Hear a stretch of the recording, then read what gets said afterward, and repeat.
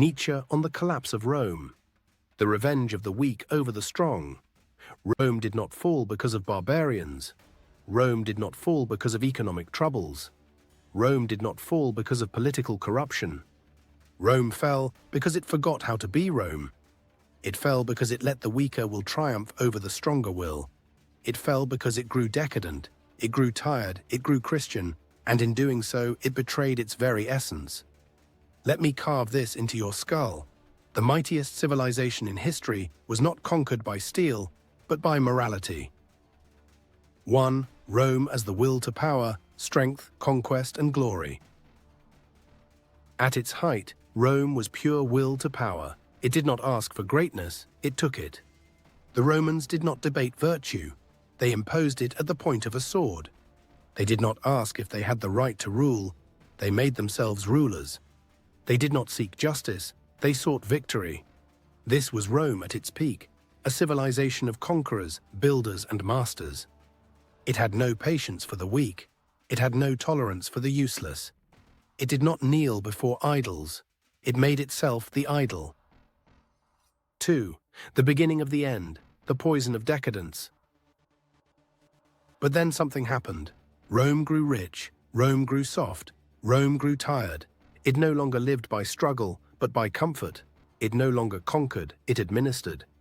The ruling class, once hardened by war, became fat and idle, addicted to luxury, whispering about justice and ethics in their perfumed palaces. Bread and circuses replaced swords and conquest. Philosophy replaced action. Laws replaced strength. The Roman citizen, once a warrior, became a slave to the state. The Roman elite, once ruthless, became navel-gazing philosophers. And the Roman mind, once burning with ambition, became ash in the wind. 3. The Christian infection. Slave morality takes over. And then came the final fatal blow, the triumph of slave morality. Christianity, that religion of the weak, the sick, the defeated, seeped into Rome like a disease. The very empire that once worshipped strength, honor, and conquest was now being told, "Blessed are the meek. Turn the other cheek. The last shall be first." Rome, the proudest of all civilizations, allowed itself to be humbled, weakened, and tamed. Where once Romans had sought greatness, now they sought salvation. Where once they built monuments to emperors, now they built churches to crucified men. Where once they worshipped Mars, now they worshipped a god who let himself be nailed to a cross. This was not a conquest from the outside. This was a suicide from within. Rome did not lose its empire, it gave it away. 4. The fall, the victory of the weak over the strong. By the time the so-called barbarians arrived, Rome was already dead. The Goths and Vandals did not defeat Rome, they merely buried the corpse. Because Rome had already surrendered to itself, it surrendered to decadence, it surrendered to comfort, it surrendered to slave morality. And that is how the mightiest civilization in history rotted from within. 5. Nietzsche's warning, the eternal fall of civilizations. What happened to Rome is not unique. It is the fate of every great power that grows soft, that embraces pity over power, that confuses comfort for progress. First, the strong create civilization, then the weak inherit it, then the weak destroy it. Do you think your modern world is immune? Look around. The same forces that killed Rome are killing the modern West. Strength is called oppression. Ambition is called greed. Power is called evil. And worst of all, we are told that surrender is virtue. Rome was not destroyed, it was reversed. It gave away its power and died kneeling. Will you repeat its mistakes, or will you rise, fight, and forge yourself into something stronger? That, my dear reader, is the only question that matters. Nietzschean lessons from the fall of Rome. Actionable wisdom for the modern age. Nietzsche did not write a systematic account of Rome's decline, but his insights into decay, decadence, morality, and power apply perfectly to understanding why Rome fell, and, more importantly, what we can learn from it today. Below are unique Nietzschean takeaways from Rome's collapse and actionable exercises to apply his philosophy in our own lives. 1. The perils of decadence, overcoming the slave morality of comfort. Every elevation of the type man has hitherto been the work of an aristocratic society, and so it will always be. A society believing in a long ladder of rank and differences of worth between man and man. Nietzsche, Beyond Good and Evil. Lesson: Rome fell because it became weak, soft and complacent. A society once built by warriors and conquerors rotted from within, embracing excess, luxury and passivity. The Roman elite turned to hedonism, bureaucracy and moral weakness, losing their aristocratic will to power. Modern parallels? The decline of personal discipline, over-reliance on comfort, and a culture that avoids struggle. Exercise: Cultivate hardship on purpose. Cold showers, fasting, intense physical training. Make yourself physically resilient to avoid Rome's fate. Deny small pleasures. Skip entertainment, junk food, or social media for a week. See what discipline awakens in you. Reject comfort-driven thinking. Identify one way in which your modern lifestyle has made you weak and systematically destroy it. 2. The collapse of virtue. Restoring the will to power. The essential thing in a good and healthy aristocracy is that it should not regard itself as a function either of the monarchy or the commonwealth, but as the meaning and highest justification thereof. Beyond Good and Evil. Lesson: Rome collapsed when its leaders stopped believing in their own greatness. Early Rome was ruled by men who conquered, built and expanded, but its later emperors were incompetent, decadent and obsessed with appearances over action. This mirrors how modern leaders and individuals seek approval, safety and comfort instead of risk, power and achievement. Exercise: Develop a conqueror's mindset. Set one impossible goal. Pick something that scares you, whether it's mastering a difficult skill, transforming your body, or building a business. Make it a matter of personal honor to achieve it. Reject herd mentality. Look at what the masses are doing. Doom scrolling, complaining, avoiding risk. And do the opposite.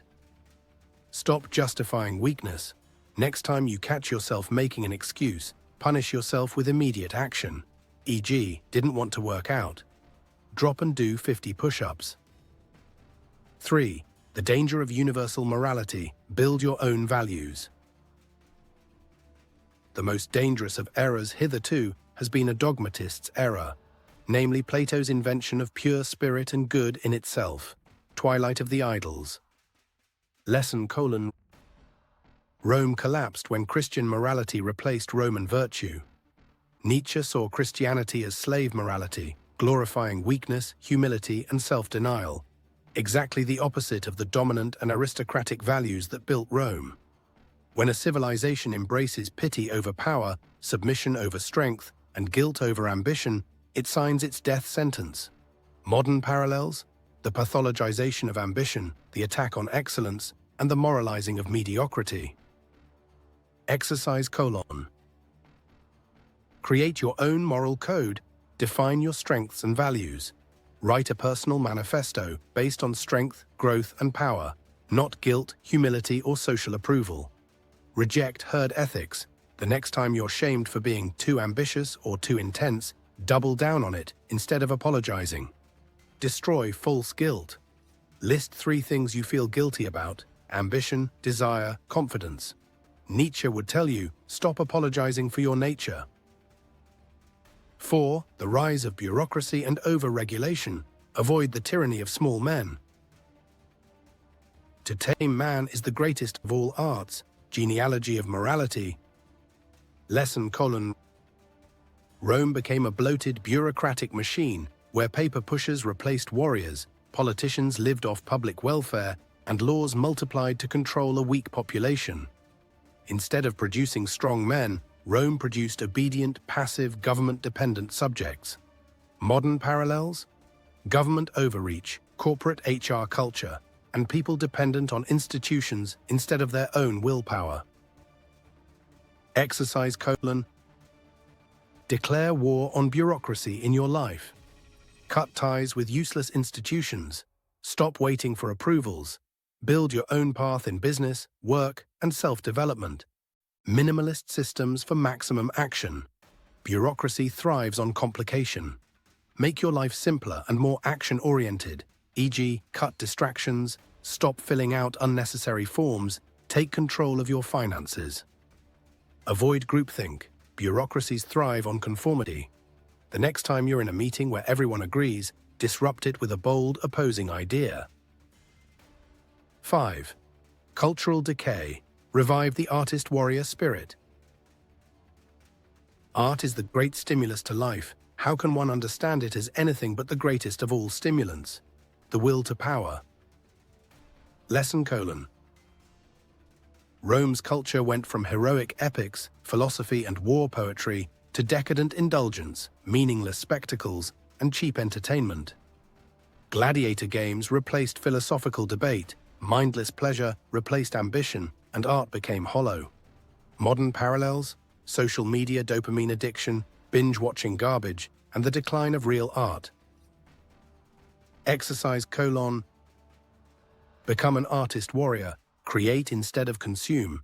Spend at least 1 hour per day writing, painting, composing, or crafting something instead of consuming content. Study the classics. Read one great work of literature or philosophy per month. Develop your warrior skill. Whether it's martial arts, strength training, or public speaking, develop an aggressive skill that demands both discipline and artistry. Conclusion: will you be Roman or post-Roman? Rome did not fall in a day. It rotted slowly from within before it collapsed under external pressure. The same process is happening in modern civilization, and Nietzsche's philosophy is a call to action. Do not become another passive, decadent victim of comfort and decay. Reject the morality of the weak and forge your own values. Embrace struggle, hardship, and ambition as virtues. Create, destroy, and rebuild yourself as a superior being.